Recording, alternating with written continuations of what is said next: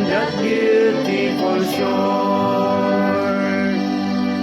To our bountiful Father above, we will offer a tribute of praise for the glorious gift of His love and the blessings that hallow our days. In the sweet by and by, we shall meet on that beautiful shore. In the sweet by and by, we shall meet on that beautiful shore.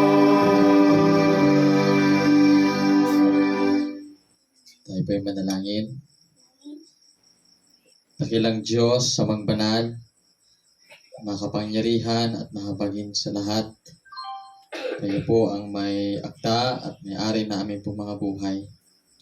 Sa gabi po ito, Panginoon, kami po ay lumalapit sa iyo na lubos na nagpapakumbabang loob.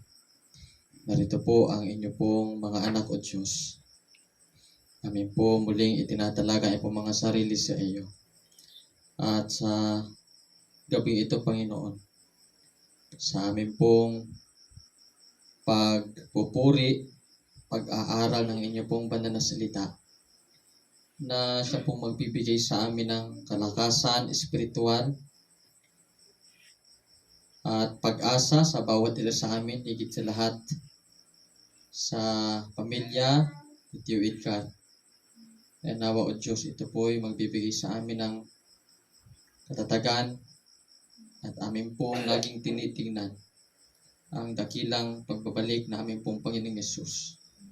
Sapagkat sa kabila ng kalungkutan o Diyos, alam po namin na ikaw'y muling babalik upang inyo pong bigyan ng kasiyahan ng aming pong mga puso at makasama namin ang aming pong mga mahal sa buhay magpakailanman. Kasama po kayo. Pagpalain niyo po o Diyos ang aming pong pag-aaral ngayong gabi. Salamat po na inyo pong pinadala si Pastor Bareha upang siya po ay magbibigay sa amin ng mensahe.